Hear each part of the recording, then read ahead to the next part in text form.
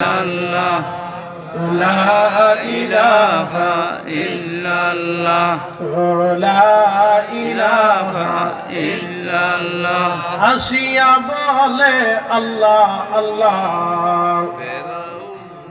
ফেরাউন দিছে কত জ্বালা।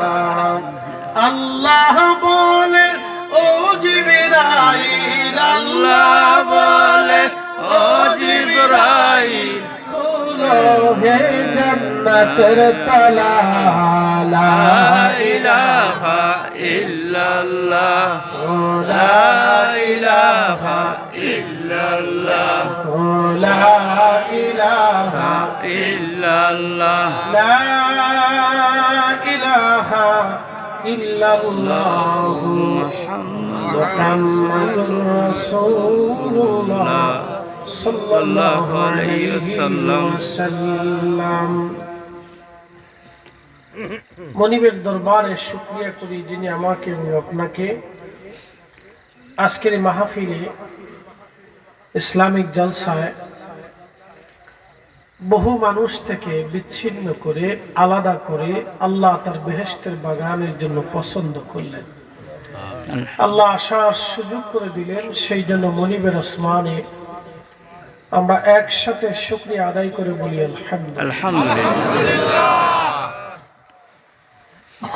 শুকরিয়া আদায় করি সেই রবের আসমানে যিনি শ্রেষ্ঠতম নবী, সর্বকালের সর্বশ্রেষ্ঠ মহামানব, ইমামুল মুরসালিন, রাহমাতুল লিল আলামিন, সাইয়্যিদুল কাওনাইন ওয়াস সাকালাইন, আল্লাহর সৃষ্টির শ্রেষ্ঠ মেহবুব, সাহেবে মাকামে মাহমুদ, সাহেবে হাউজে কাউসার, আল্লাহ তার শ্রেষ্ঠ নবীর উম্মত অনুসারী হিসেবে আমরা আল্লাহ পছন্দ করলেন।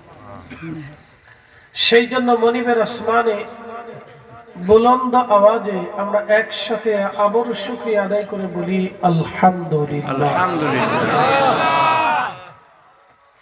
প্রিয় উপস্থিতি, মহাগ্রন্থ পবিত্র কুরআনুল কারীম থেকে আপনাদের সামনে একটি আয়াত কারীমা উপস্থাপন করেছি।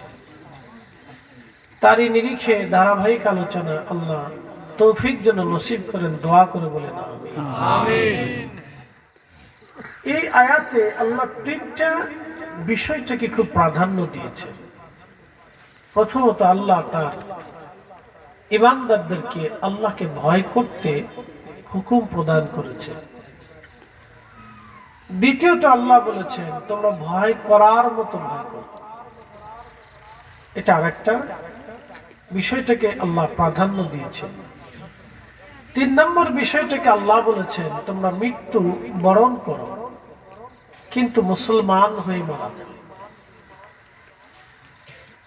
এখানে কিন্তু আল্লাহ কোন মানব সম্প্রদায়কে বলেন নাই, ঈমানদারদেরকে বলছেন যে তোমরা তো মৃত্যু নিবা, কিন্তু মৃত্যু নিতে হলে তোমাকে মুসলমান হয়েই মৃত্যু নিতে হবে।